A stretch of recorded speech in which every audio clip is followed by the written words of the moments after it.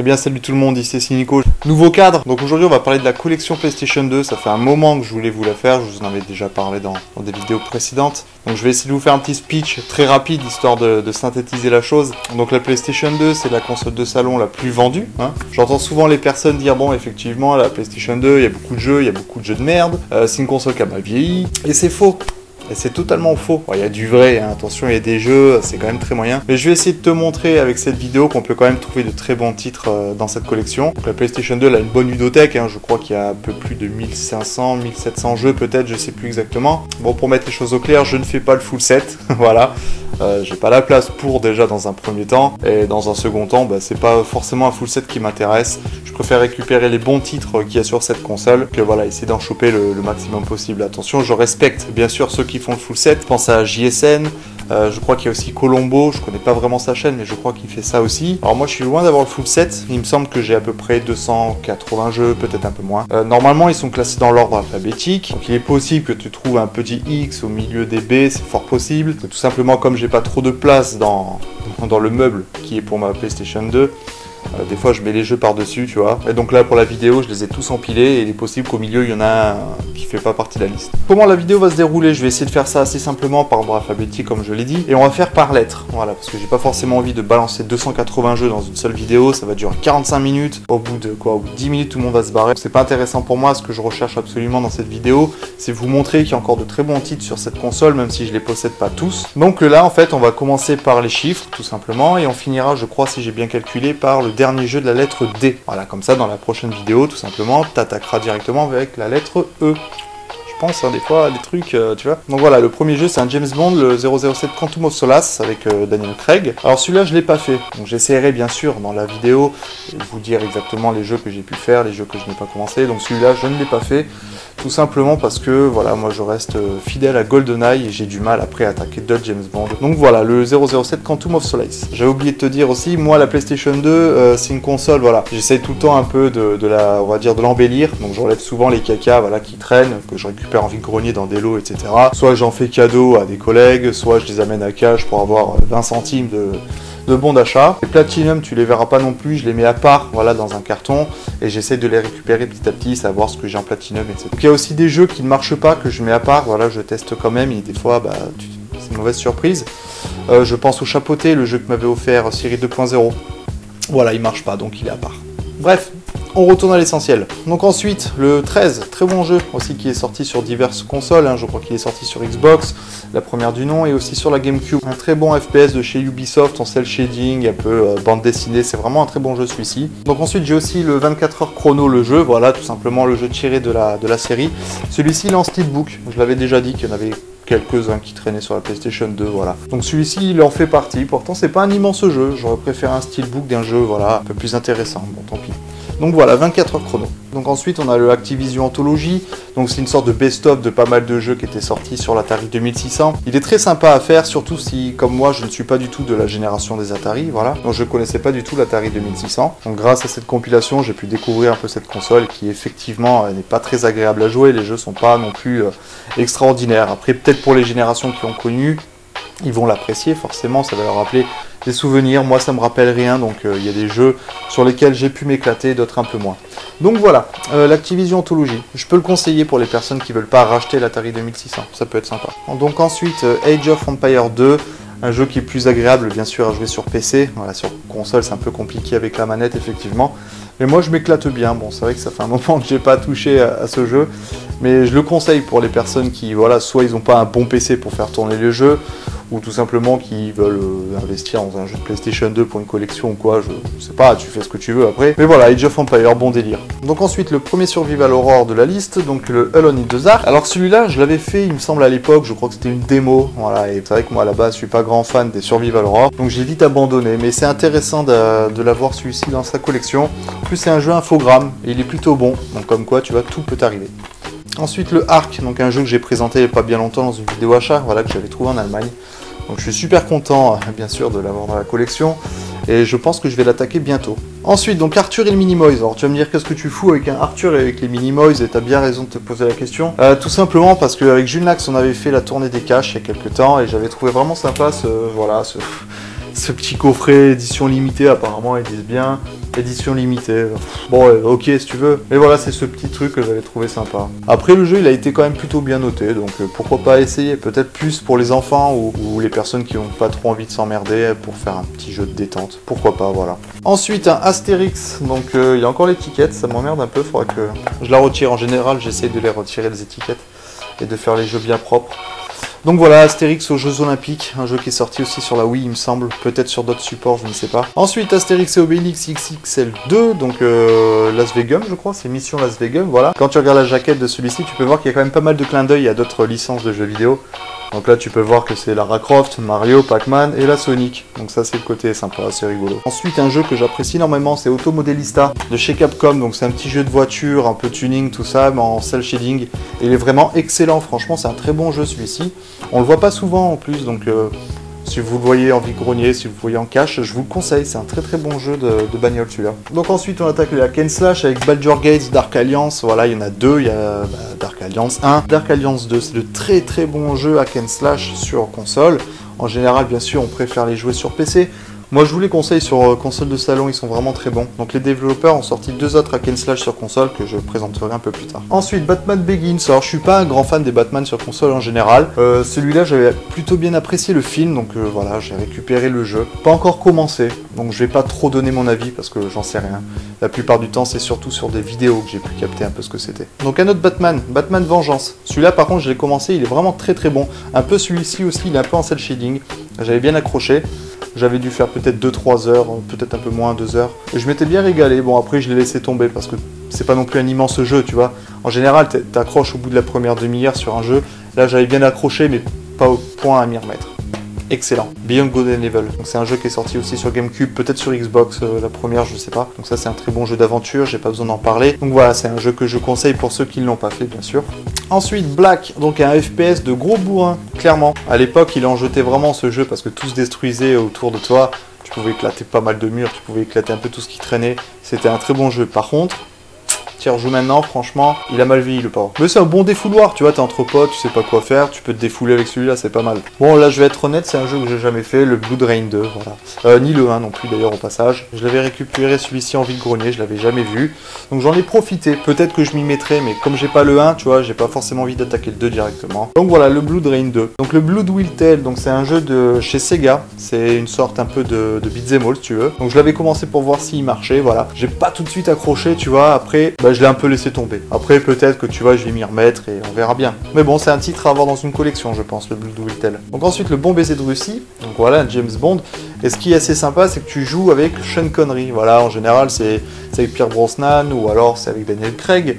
Mais voilà, celui-là, tu peux jouer avec le tout premier James Bond qui avait bien sûr une élégance qui était vraiment incroyable. Donc le Bon Baiser de Russie. Donc ça va faire plaisir au Trésor du Grenier avec Sarah Michel Gellar. Donc voilà, le Buffy. Je crois que celui-ci, c'est un beat'em all. Excuse-moi si je dis des conneries, Francesco. Donc voilà, je l'ai pas commencé encore. J'ai pas forcément trop de temps non plus de tous les essayer, tu vois. Mais voilà, c'est un titre à avoir et je crois qu'en plus celui-là, c'est un très très bon jeu, hein, d'après ce que j'avais entendu. Oh, une licence qui me manque vraiment, Burnout, bien sûr, ça c'est le Burnout 2, Point of Impact. Alors je sais pas exactement pour les puristes, on va dire, lequel est le meilleur. Pour moi c'est celui-ci. Alors pourquoi ? Parce que tout simplement quand j'étais jeune, c'est celui sur lequel j'ai passé le plus de temps, voilà. Les autres un petit peu moins. Donc avec mon meilleur pote, souvent après l'école, voilà, on s'amusait à enchaîner les cascades où tu devais détruire le maximum de bagnoles pour faire un maximum de points. C'était assez rigolo. Donc voilà, le Burnout 2. Pour certains, celui-ci c'est le meilleur. Le Burnout 3 Takedown et le Burnout Revenge. Je crois qu'il y en a aussi un qui est sorti sur 360 que je possède pas, qui apparemment est très bon. Et pour certains, voilà, c'est à partir de celui-là que la licence a commencé un peu à une licence que j'apprécie énormément, les Breath of Fire. Enfin, surtout le 4 en fait, qui était sorti sur PlayStation 1, que j'avais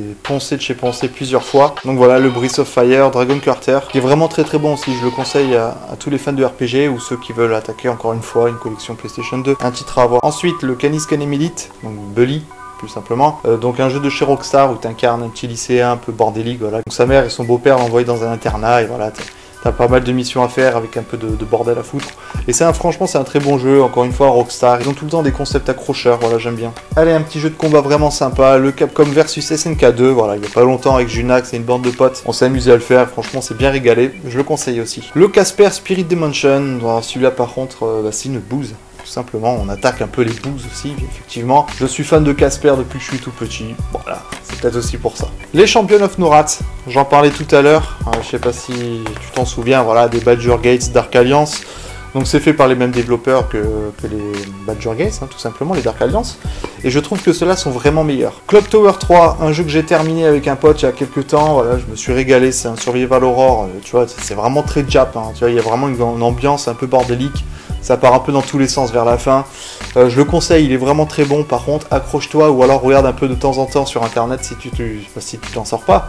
Parce qu'il est quand même pas facile. Le Cold Fear que j'ai récupéré dernièrement, donc c'est un survival horror. Voilà, je crois que tu atterris, t'es dans une sorte de bateau russe, quelque chose comme ça. Et il y a une sorte d'infection. Enfin, je sais pas exactement, je l'ai pas encore commencé. Mais c'est un jeu que je voulais absolument avoir, que j'avais vu dans une vidéo.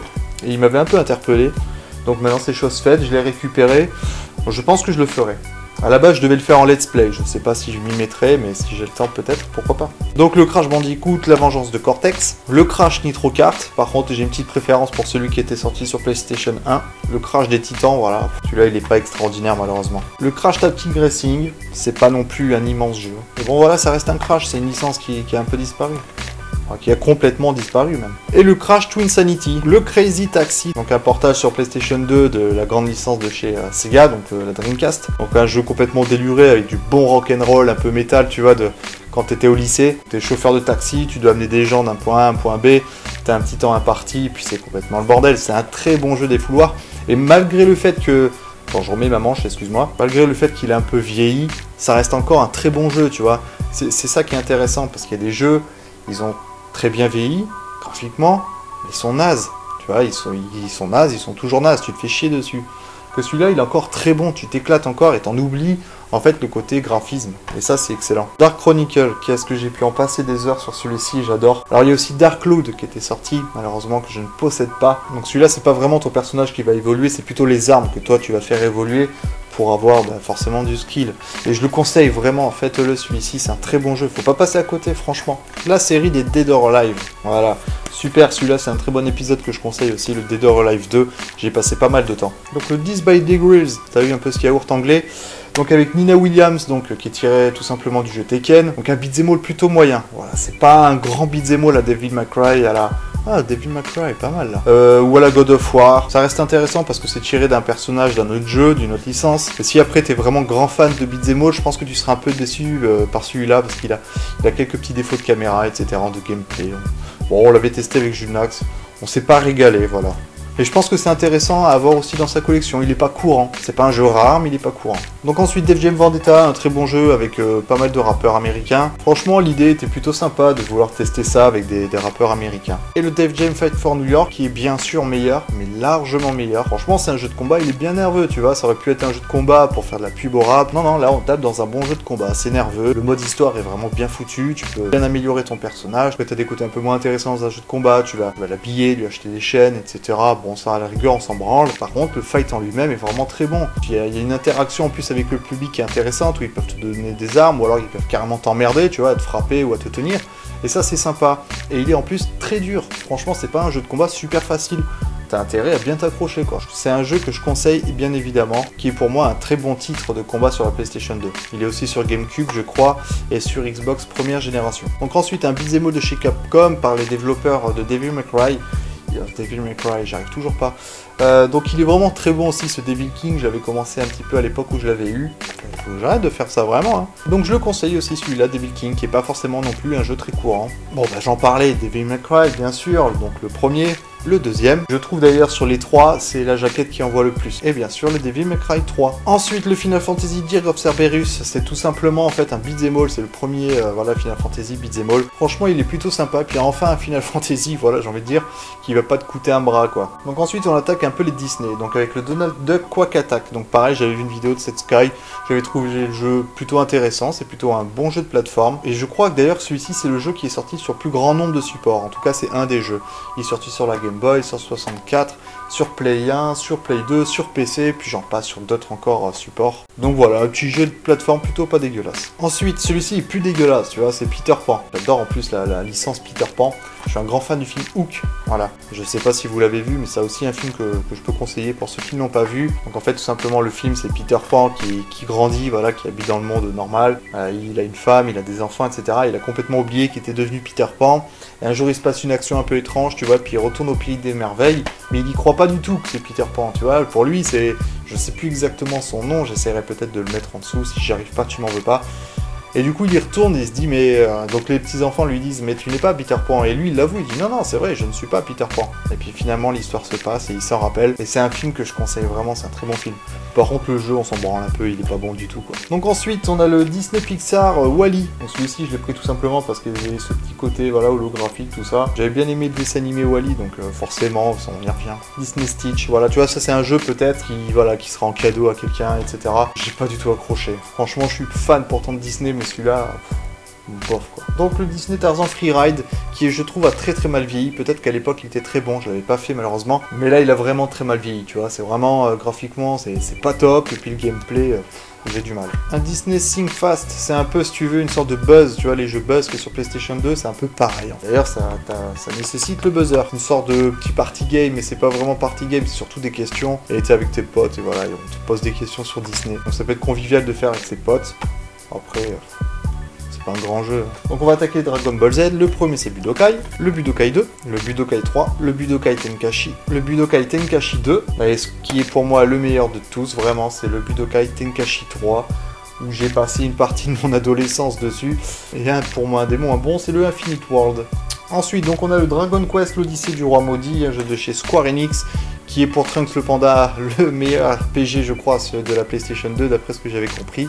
Et c'est vrai qu'il est vraiment très bon, celui-ci. Et il est pas très rare, tu vois, c'est pas un Dragon Quest qui va popper tous les 10 ans. Non, celui-ci, il est quand même assez abordable en plus, en termes de prix, et en termes de qualité-prix, franchement, c'est vraiment intéressant. Donc voilà, un jeu que je conseille, bien sûr. Et le dernier pour cette vidéo, le Driver 3. Donc le concept est sympa. Si tu veux, c'est un peu à la GTA. Ils ont voulu faire un petit peu un truc à la GTA. C'est plutôt bien pensé, c'est plutôt bien réalisé. Par contre, ça a très mal vieilli. Et d'ailleurs, je trouve que Driver, c'est une des licences qui a vraiment le plus mal vieilli. J'ai fait le Driver 1, le Driver 2 dernièrement avec mon meilleur pote pour tester, pour se rappeler des souvenirs. Et ça a trop mal vieilli, sincèrement. Et celui-là, il a vraiment très mal vieilli aussi, tu vois. Tu rejoues à GTA 3, voilà, ça a mal vieilli. Mais tu t'éclates encore un peu. Celui-là, il a vraiment mal vieilli, t'as plus trop envie d'y jouer en fait. Après, c'est un avis très personnel, bien sûr. Donc voilà les gens, c'est terminé pour cette vidéo. Donc on s'est arrêté à la lettre D. Dans la deuxième partie, il y aura la lettre E. Je pense qu'il y aura 3 parties. Je vais essayer de faire ça correctement. Il y aura 3 parties. Moi, je vais enchaîner, bien sûr. Tu vois, je vais pas attendre 2 semaines pour la faire, la vidéo. Donc voilà, j'espère que la vidéo vous aura plu, que vous avez pu peut-être apprendre certaines choses sur certains jeux. Où il y a des jeux, voilà, tu connaissais pas, tu l'as vu, tu as aimé la jaquette, tu t'es dit pourquoi pas. Effectivement, ça peut être sympa. En attendant, je vous fais un gros big up et on se dit à la prochaine.